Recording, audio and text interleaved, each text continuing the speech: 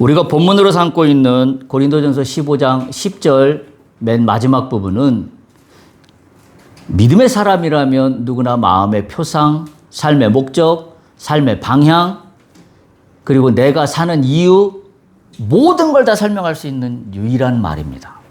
우리가 다 아는 바와 같이 고린도전서 15장 10절 맨 처음에는 이렇게 시작하죠. 내가 나 된 것은 하나님의 은혜로 된 것이니. 우리의 고백이기를 축복합니다. 바울의 고백뿐만이 아니라 믿음의 사람의 고백이 되어야 합니다. 내가 나 된 것은 하나님의 은혜로 된 것이다. 그래서 마지막에 이렇게 연결됩니다. 내가 한 것이 아니요 오직 나와 함께 하신 하나님의 은혜로다. 그러니까 믿음의 사람은 뭘로 사는 거예요? 한마디로 은혜로 사는 겁니다. 믿음의 사람이 살아가는 목적이자 믿음의 사람이 살아가는 삶을 가득 채워야 되는 것은 하나님의 은혜입니다. 우리는 뭘로 살아가냐? 은혜로 살아갑니다. 따라서 우리가 주님의 은혜를 늘 소망해야 합니다. 그리고 주님의 은혜 가운데 내가 있음을 감사할 줄 알아야 돼요.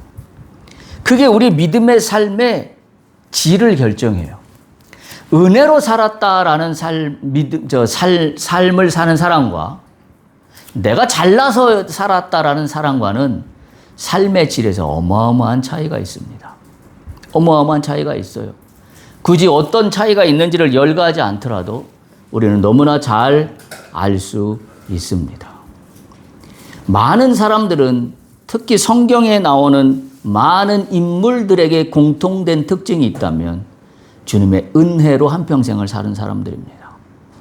따라서 주님의 은혜로 산다는 것은 단순한 그냥 어떤 믿음의 행위, 믿음의 어떤 한 부분 이런 게 아니라 우리의 인생의 전체를 설명해 줄 수 있는 유일한 단어입니다. 그러니까 은혜입니다.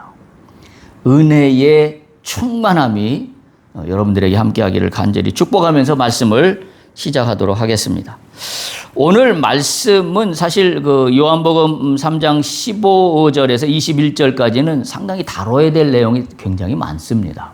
그래서 이 본문을 가지고 앞으로 몇 주 계속 해나가겠습니다만은 말씀의 제목은 좀 달리 해서 바라보는 시각을 좀 달리 해서 동일한 본문으로 몇 번 좀 이렇게 하고자 합니다.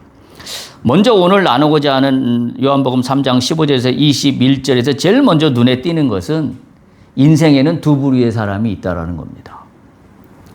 그냥 딱 한마디로 표현하면 두 종류의 사람이 있는데 그 두 종류의 사람이라는 것이 단지 인간이 A라는 부류의 사람과 B라는 부류의 사람으로 나눠진다는 거에 무슨 의미가 있는 게 아니라 어떤 부류에 속한 인생을 사냐에 따라서 그가 걸어가는 인생길이 확연하게 달라집니다. 어떤 부류에 속한 사람인가에 따라서 그가 선택한 인생길의 깊이와 넓이가 확연히 달라집니다. 그러니까 두 부류에 있다는 이 사람은 단지 그냥 두 부류로 분류한 정도의 의미가 아니라 인생 자체에 어마어마한 차이가 있다라는 것을 우리가 오늘 말씀을 통해서 알게 되는데요. 그 두 부류는 어떤 사람이냐면 한 사람은 믿는 자이고 또 한 사람은 믿지 아니하는 자입니다. 오늘 본문 요한복음 3장 15절에서 21절은 이 두 부류의 사람이 가지고 있는 그리고 드러내는 삶의 질과 깊이가 넓이가 어떻게 달라지는가에 대해서 오늘 요한복음 3장 15절에서 21절은 우리에게 예수님이 말씀하고 있습니다. 어떻게 인생이 차이가 나는가? 누구나 다 똑같은 인생을 살아갑니다. 그러나 누구나 다 소망하는 것은 내 인생이 좀 잘 살았으면, 잘 되었으면, 그래서 정신적으로나 마음적으로나 또는 육신적으로나 또는 세상적으로나 좀 잘 풀리고 잘 되었으면 하는 건 믿는 사람이나 믿지 않는 사람이나 종교를 가지고 있는 사람이나 그렇지 않은 사람이나 모두가 다 인간이라면 가지고 있는 소망 중에 하나입니다.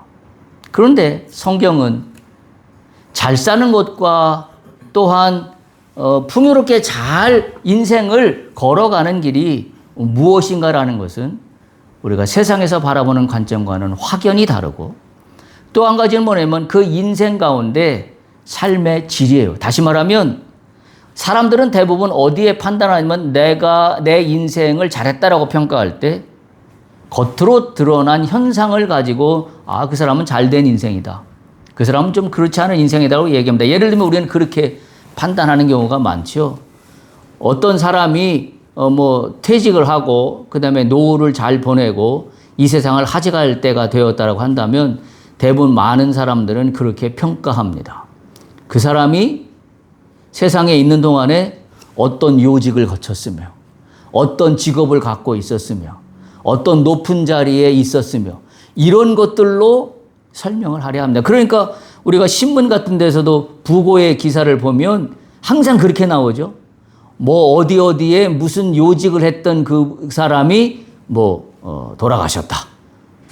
또는 본인 돌아가신 분이 아니면 이렇게 신문은 설명하죠.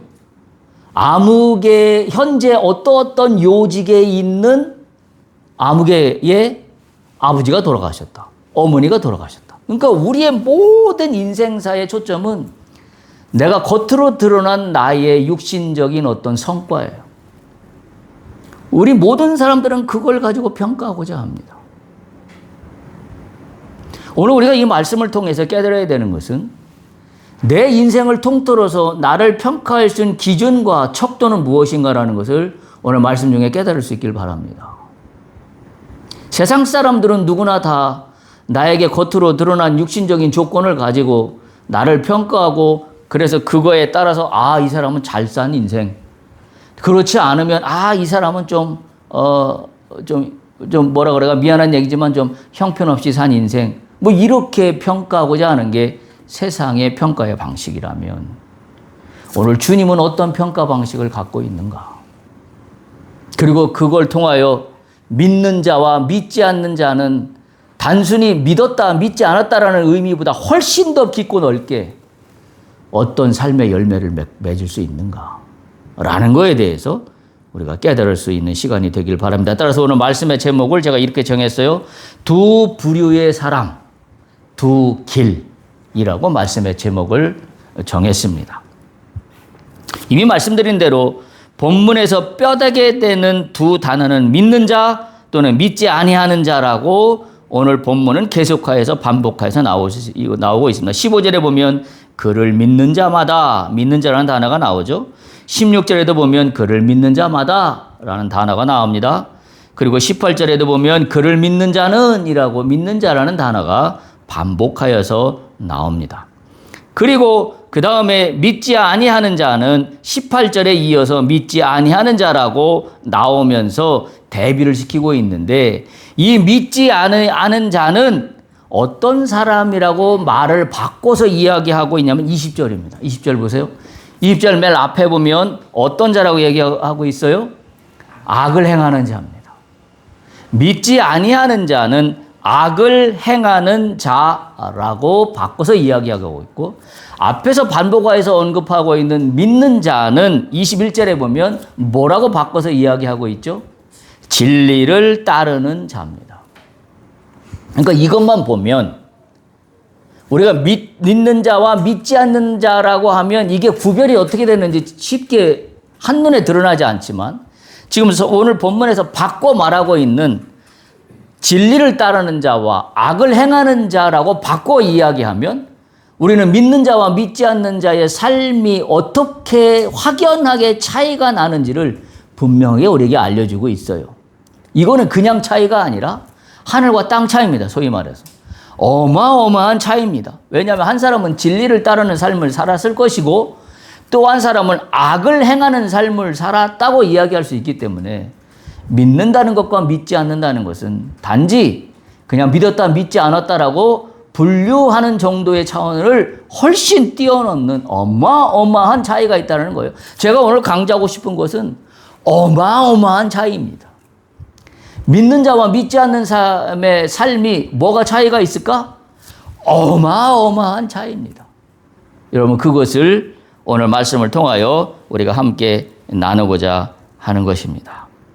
따라서 이 어마어마한 차이를 가지고 오는 이 두 사람은 우리에게 우리의 삶의 방향과 우리의 삶의 질과 우리의 삶의 특성과 그리고 더 정확히 얘기하면 나의 존재, 그 근원과 이유와 행위를 다 설명해 줄 수 있는 말로 규결이 됩니다.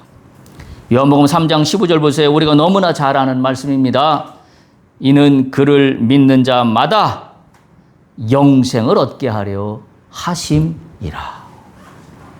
믿는 자와 무엇이 같은 연결고리 선상에 놓여 있냐면 영생입니다. 믿는 자는 영생을 얻게 합니다. 여러분이 영생을 얻게 한다는 말은 오늘 본문 요한복음 3장 13절, 14절로부터 이어져 내려오고 있는 말이에요. 이미 예수님이 니고데모에게 말씀하시기를 니고데모가 성령으로 거듭나야 한다는 말을 알아듣지를 못하니까 이렇게 요한복음 3장 13절에 말씀하세요. 하늘에서 내려온 자 곧 인자 외에는 하늘에 올라간 자가 없느니라. 오히려 더 알아듣기 어려운 말씀을 하세요. 아니 인자는 또 누구이며 하늘에서 내려온 것은 또 무엇이며 다시 하늘로 올라간 것은 무엇인가? 그러면 하늘로 왜 올라갔나 이거예요. 그 설명이 오늘 15절에 있는 겁니다. 하늘로 올라가신 것은 오늘 이는 그를 믿는 자마다 영생을 얻게 하시기 위해서 하늘로 올라가신 거예요. 이 땅에 남아 계셨다면 이 일이 성취되지 않았을 겁니다. 근데 하늘로 올라가셨습니다. 바로 그 이유는 우리에게 믿는 자마다 영생을 얻게 하려 하셨다라는 이야기예요. 우리가 그래서 그 앞에 보면 모세가 뱀에 들려서 놋뱀을 장대에 달아 나왔을 때 뱀에 물린 자들이 장대 위에 놋뱀을 볼 때마다 살아나리라는 말씀을 예수님이 인용하시면서 하시는 말씀처럼 우리가 너무 잘 아는 말씀이 민수기 21장에 나오잖아요. 21장 8절 5절에 보면 예수님이 모세에게 여호와께서 모세에게 말씀하시기를 불뱀을 만들어 장대 위에 매달아라. 물린 자마다 그것을 보면 살리라. 그렇게 하나님이 말씀하셔요. 그래서 모세가 놋뱀을 만들어서 장대 위에 달았더니 뱀에게 물린 자가 놋뱀을 쳐다본 즉 모두 살았다. 이 영생입니다. 예수님을 바라본 즉 살았더라. 예수님이 왜 인자가 하늘로부터 이 땅에 오시고 다시 하늘로 올라가셨는가? 우리는 올라가신 주님을 바라봐야 해요. 그게 놋뱀이에요. 장대 위에 달린 놋뱀입니다. 여호와께서 모세에게 이 땅에 사는 동안에 뱀에 물린 자들에게 살 수 있는 유일한 길을 주신 것은 장대 위에 매달린 놋뱀을 보면 산다라는 거예요. 똑같은 이치인 겁니다. 예수님이 니고데모에게 말씀하시는 것은 내가 하늘로 올라간 것은 마치 여호와께서 모세에게 명령하여서 뱀에 물린 자마다 살 수 있는 유일한 길을 주셨는데 그 유일한 길의 방법은 뭐냐면 놋뱀을 바라보는 것이다. 그렇다 그러면 예수님이 오늘 말씀하시는 것은 뭐예요? 우리가 살아갈 수 있는 유일한 길은 뭐예요? 하늘에 계신 주님을 바라보는 겁니다. 하늘에 계신 주님을 바라볼 때 우리에게 영생이 주어진다라는 그와 같은 말씀을 오늘 니고데모에게 하고 있는 겁니다. 우리가 그분을 바라볼 때 구원은 이루어집니다. 하나님께서는 이 땅에 사는 우리 인간인 우리가 뱀에 물렸어요? 뱀에 물린 건 뭐예요? 다른 말로 신학적으로 표현하면 죄에 치명적으로 물려있는 인생입니다. 죄로 물든 인생입니다. 마치 뱀에 물린 것과 똑같은 이치입니다. 죄에 치명적으로 물린 우리가 치료받을 수 있는 유일한 길을 마련하셨는데 그 길은 뭐예요? 그를 믿는 자마다, 주님을 믿는 자마다 영생을 얻게 하시기 위해서 예수님은 놋뱀처럼 하늘에 들려 있습니다. 중요한 단어가 있죠. 믿는 자라는 말 앞에 있습니다. 믿는 자마다 앞에 있는 단어가 뭐죠? 그를 믿는 자마다. 그가 누구예요? 우리가 알다시피 예수 그리스도입니다. 믿는데 예수 그리스도를 믿지 않는다면 아무 의미가 없습니다. 믿는 자들이 믿는다라는 말을 참 많이 합니다. 그리고 내가 믿음으로 무엇인가를 헤쳐나가고 이기겠다고 이야기하곤 합니다. 그런데 중요한 사실이 뭔지 아세요? 믿음의 주체가 빠집니다. 믿음의 대상입니다. 여러분 그걸 분명히 하십시오. 우리가 믿음이라는 걸 이야기할 때 믿음의 대상은 바로 예수 그리스도입니다. 근데 우리가 예수 그리스도를 빼고 내가 아무리 믿는다라고 외쳐봐야 그 믿음에는 실체가 없습니다. 왜? 주어가 빠졌기 때문에. 그래서 세상 사람들이 믿는다라고 이야기하는 것과 그리스도인들이 믿는다라고 이야기하는 거에는 어마어마한 차이가 있는 거예요. 우리는 왜 믿음을 이야기할 수 있느냐? 그를 믿기 때문에 예수 그리스도를 주어로 하는 믿음을 갖고 있기 때문에 믿음이라고 이야기하는 거예요. 근데 세상 사람들은 믿음이라고 이야기할 때 그들의 주어는 뭐예요? 누구예요? 자기 자신이에요. 내가 믿는다는 거예요. 내가 그렇게 생각한다는 겁니다. 그리스도인은 내가 그렇게 생각한다는 게 아니에요. 주님을 바라보고 믿는 겁니다. 전혀 초점과 방향과 주어와 주체가 다릅니다. 근데 말씀드린 것처럼 안타깝게도 오늘날 많은 그리스도인들이 믿음의 대상이 누구인지를 확실하게 하지 않아요. 그래서 다들 믿는다고 얘기하지만 내가 믿는 거예요. 내가 믿는 거예요. 주어는 나예요. 예수를 믿는다고 하면서도 주어는 납니다. 우리가 그 사실을 분명하게 깨달아야 됩니다. 기독교 진리에서 가장 중요한 건 뭐냐면 그를 믿는 거예요.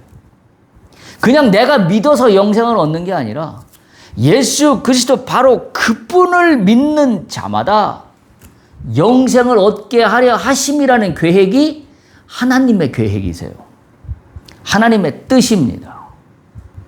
그런데 주어인 예수 그리스도를 빼놓고 내가 아무리 확고한 의지를 갖고 나는 믿노라 이야기를 해봐야 그 믿음에는 주어가 빠져 있어요. 주어가 빠져 있으면 다 빠져 있는 겁니다. 아무런 소용이 없는 거예요. 주어가 없는 문장이 구성될 수가 없어요. 왜? 누가라는 것이 빠져 있기 때문입니다. 우리가 그런 면에서 믿음의 대상이라는 것을 우리는 예수 그리스도라는 것을 분명히 다시 한번 깨달아야 합니다. 따라서 우리가 믿음을 얘기할 때는 나의 신념이나 의지의 바탕을 두고 있는 말이 아닙니다. 우리 나의 믿음의 주체이시고 내가 믿는 거의 대상이신 예수 그리스도 그분이 주시는 믿음을 나는 믿는 거예요. 그래서 사실은 엄밀히 말해서 내가 믿는 것은 내가 어떻게 되리라고 하는 것을 믿는 게 믿음이 아니에요. 착각하지 마세요. 우리가 믿음의 대상이 예수 그리스도라고 그랬죠. 그럼 우리가 인생을 살아가면서 내가 뭘 이루고자 하는 거에 대해서 믿는다라고 이야기를 합니다. 이렇게 이것이 이루어질 줄로 믿습니다. 그거는 세상적인 믿음이에요. 우리는 뭐만 바라보면 돼요? 예수 그리스도예요. 우리가 무엇인가 이루어지길 원하는 게 있다면 우리는 뭘 바라봐야 되냐면 이루어지길 원하는 일을 바라봐서 이것이 되는 줄로 믿습니다라고 하는 것이 아니라 우리는 누구를 바라봐야 돼요? 믿음의 주어이자 대상이신 예수 그리스도를 바라봐요. 이게 다른 거예요. 이게 어마어마한 차이인 거예요. 따라서 우리는 모든 문제를 푸는 열쇠는 그 문제가 해결되는 거에 어떤 방법론에 있는 게 아닙니다. 우리가 믿음의 사람들이 모든 문제를 풀어가는 핵심은 뭐냐면 그 문제마다 설명되어지는 어떤 방법론이 아니라 모든 문제가 풀어지는 방법론은 하나로 다 통일돼요. 그게 뭐예요? 예수 그리스도예요.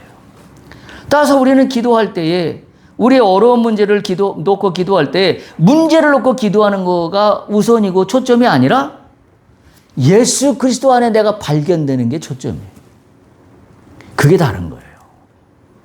따라서 우리가 교회에서 배워서 믿음의 대상은 예수 그리스도라고 알고는 있지만 우리가 실제 우리의 신앙생활에 적용하는 우리의 믿는 자들의 모습을 보면 전혀 다르게 하고 있다는 얘기예요. 지금 제가 말씀드린 것처럼. 믿음의 대상이고 그 믿음의 주체인 예수가 하시면 됩니다. 근데 우리는 뭐예요? 믿음의 주체이고 대상이신 예수를 바라보는 게 아니라 문제를 바라봐요. 그리고 그 문제가 풀어지기를 바라봅니다. 그러면 그 문제는 해결되지 않습니다. 왜? 그건 믿음이 아니기 때문에. 여러분 이 관계를 분명히 하셔야 돼요. 따라서 우리의 믿음의 대상이 예수 그리스도라는 얘기는 믿는 자들이 어떤 문제를 만나든지 만사 형통하리라고 우리가 찬양할 수 있는 이유 중에 하나는 오직 우리는 예수만 바라보기 때문이에요. 마치 광야에서 이스라엘 백성들이 불뱀에 물려 죽게 되었는데 여호와께서 모세에게 명령하시기를 불뱀을 장대 위에 높이 달아라. 그리고 그 장대 위에 달린 뱀을 바라보는 자마다 살리라고 말씀을 주신 것은 뭐예요? 모든 문제의 해결은 지금 사막 가운데 내 발밑에서 돌아다니고 있는 뱀, 우리말로 표현하면 문제, 내 발을 우겨 싸고 있고 내 몸을 지금 싸서 꼼짝 못하게 만들려고 하는 그 문제, 다른 말로 하면 뱀, 그게 아니라 뭘 바라보라고? 지금 땅에 돌아다니는 뱀을 바라보는 게 아니라 뭘 바라보라고요? 장대 위에 매달린 노뱀을 바라보라는 거예요. 다시 말하면 우리가 문제를 만나면 뭐만 바라보라고요? 예수 그리스도만 바라보라고. 문제를 바라보지 말고 예수 그리스도를 바라보라고. 이게 하나님의 치유의 방법이에요. 이게 하나님께서 우리에게 허락하시는 능력의 방법이에요. 근데 많은 믿는 자들이 문제 앞에 놓이면 문제만 바라보고 허겁답니다. 다 안 해도 돼요. 문제를 놓고 기도 안 하셔도 됩니다. 엄밀히 말하면. 문제가 인지가 됐으면 문제를 놓고 기도할 게 아니라 뭐 놓고 기도해? 예수만 바라보고 기도하면 돼요. 장대 위에 달린 노뱀을 내가 바라보는 심정으로 예수 그리스도를 바라봅니다. 지금 내 발밑에 뱀이 있던 악어가 있던 그 어떤 험악한 사탄이 있던 나는 그거 신경 안 씁니다. 오직 예수만 바라봅니다. 주님 나를 구원하시옵소서. 이게 그 얘기예요. 어떤 얘기예요? 그를 믿는 자마다 영생을 얻게 하려 하심이니라. 아멘. 오늘 이 은혜가 여러분에게 임하기를 축복합니다. 우리의 믿음은 우리의 믿음의 대상이요, 우리의 믿음의 주어요, 나의 문제의 해결의 주체자시요, 내 모든 인생의 주어이시고 주관자이신 예수 그리스도만 바라보리라. 이것이 우리의 고백이 되어야 돼요. 그것이 우리의 믿음이라고 이야기할 수 있는 것입니다. 따라서 그를 믿는 자라는 말이 단지 주어진 간단한 한 단어이지만 여기에 어마어마한 깊이가 들어있는 말씀입니다. 여러분 히브리서 12장 2절을 한번 찾아보시기 바랍니다. 히브리서 12장 2절. 히브리서 12장 2절을 보면 이렇게 기록이 되어 있습니다. 제가 읽겠습니다. 믿음의 주요 또 온전하게 하시는 이인 예수를 바라보자. 다시 한번 믿음의 주요 1번, 2번 온전하게 하시는 이인 예수를 바라보다. 예수는 어떻다고요? 1번 믿음의 주입니다. 그게 예수예요. 2번 예수는 누구라고요? 온전하게 하시는 자가 예수입니다. 그런데 그분을 바라보자. 지금 앞에 얘기랑 똑같은 거잖아요. 장대에 달린 노뱀을 바라보는 거나 지금 요한복음 본문에서 말씀드린 그를 믿는 자마다 영생을 얻게 하려 하심이라는 하나님의 말씀의 뜻과 오늘 히브리서 12장 2절에 믿음의 주요 또 온전하게 하시는 이인 예수를 바라보자. 똑같은 맥락의 말씀들이에요. 주님은 믿음의 주입니다. 다른 말로 표현하면 믿음의 대상입니다. 그리고 주님은 또한 우리를 온전하게 하시는 유일한 분입니다. 그러니까 믿음이라는 단어는 뭐하고 같은 거냐면 온전하게 된다라는 거와 같은 맥락 속에 있는 거예요. 그럼 믿음을 가진 자가 온전하게 되는 것은 누구 때문에, 무엇 때문에 온전하게 되는 거예요? 믿음의 대상이 확실할 때 온전하게 되는 거예요. 그 믿음의 대상이 확실한 대상이 누구냐? 예수 그리스도입니다. 히브리서 12장 2절 앞부분은 그걸 우리에게 이야기해 주고 있어요. 기독교에서 믿음이란 뭐냐? 바로 이거예요. 믿음의 주를 바라보는 것입니다. 믿음의 주를 바라보는 것이고, 믿음의 대상이 주어가 되고 가장 핵심적인 믿음의 주체가 바로 누구인가라는 것을 분명히 하는 것입니다. 따라서 예수 그리스도를 믿음의 대상으로 삼는다는 것은 예수 그리스도께 나의 신뢰의 닻을 내린다라는 말과 같습니다. 믿는 자들의 어떤 능력이나 신념에 의존하는 것이 아니라 우리는 신뢰할 만한 대상이 되는 예수님을 의지하는 겁니다. 할렐루야. 분명히 기억하십시오. 이 땅 가운데 우리가 살아가는 동안에 신뢰할 만한 대상은 오직 한 분밖에 없습니다. 분명하게 하셔야 돼요. 그리고 이 분명하게 한 것을 여러분이 신앙으로 주 앞에 고백하셔야 합니다. 이렇게 고백하셔야 돼요. 내가 이 땅을 살아가는 동안에 내가 신뢰할 만한 유일한 분은 오직 예수님 당신 한 분밖에 없습니다. 나의 이 고백을 받아 주시옵소서. 할렐루야. 이 고백이 여러분 안에 있어야 돼요. 그래야 내가 그를 믿는 자라고 이야기할 수 있는 겁니다. 그렇지 않으면 나는 그를 믿지 아니하는 자가 돼요. 그를 믿지 아니하는 자는 어떤 자라고 아까 말씀드렸어요? 악을 행하는 자가 돼버립니다. 왜?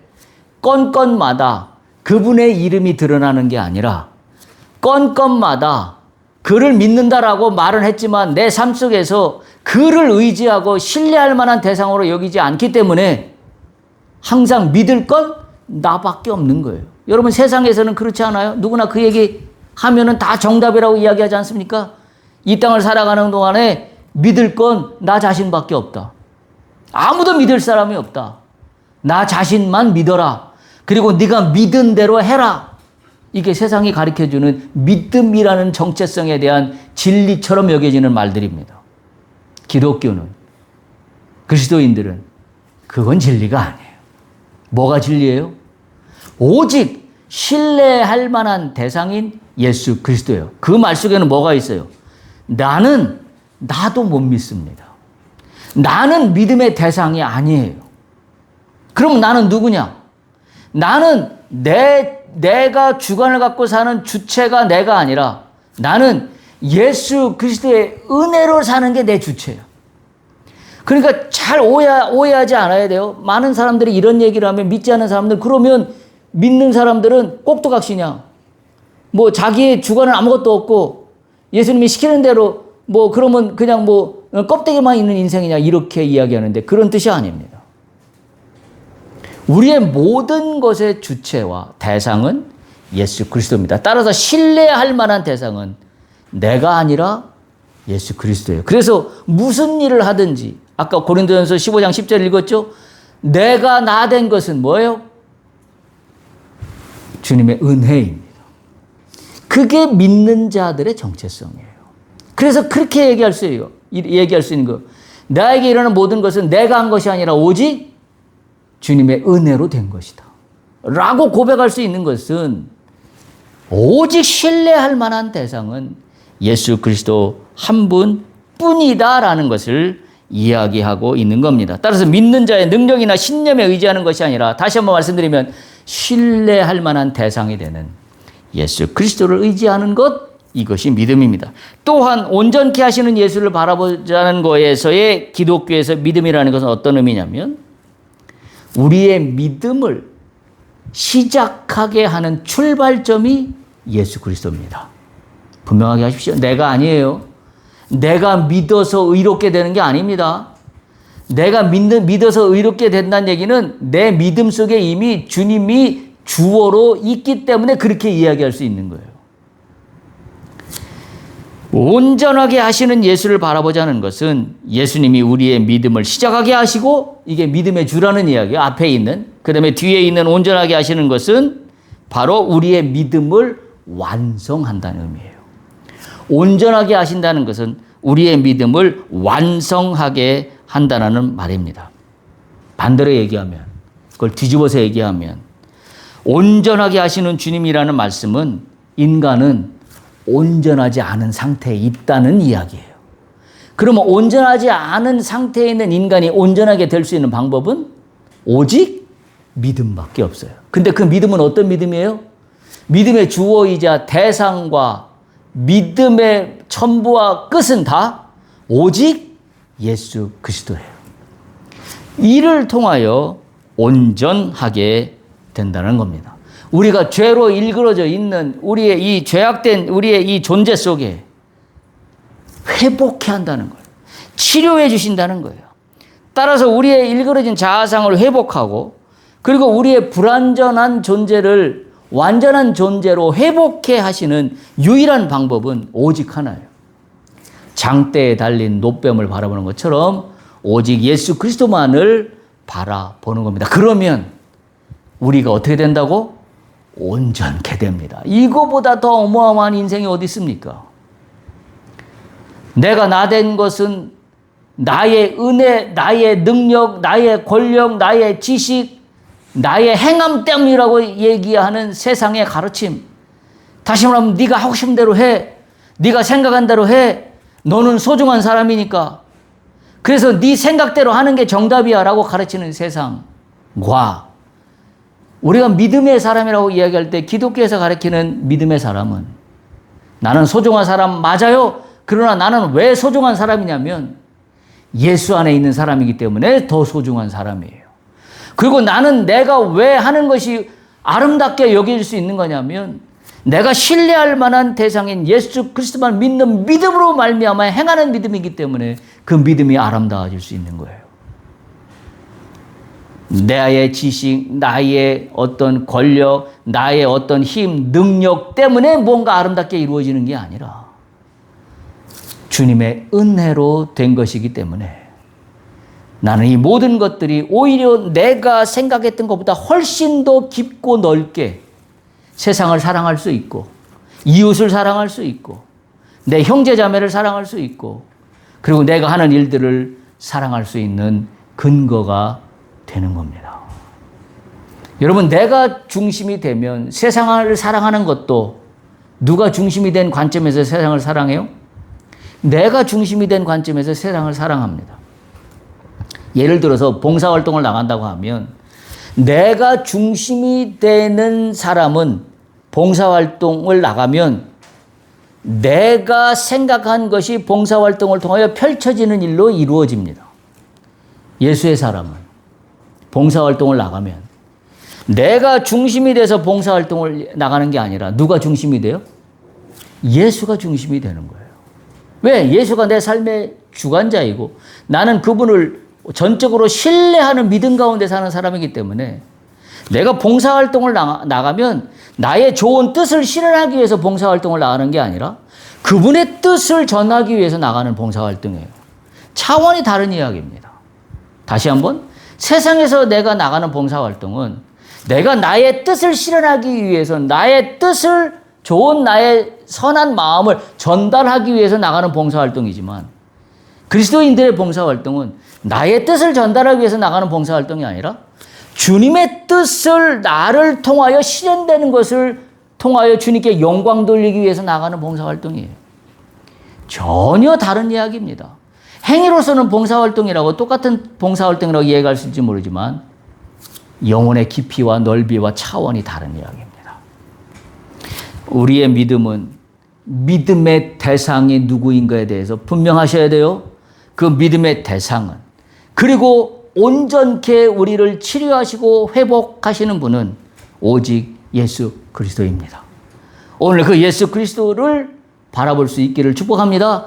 내가 바라볼 수 있는 이 땅을 살아가며 유일한 대상은 오직 예수 그리스도 뿐이다. 이 은혜가 오늘 여러분 가운데 있기를 축복합니다.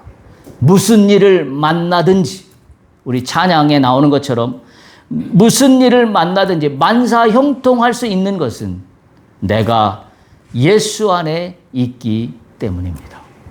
내가 예수의 능력 안에 있기 때문입니다. 내가 예수의 그 믿음 안에 나도 포함되어 있기 때문입니다. 믿음의 대상 되시고 믿음의 주체 되시는 예수 그리스도를 바라보는 여러분들 다 되시기를 축복합니다. 할렐루야.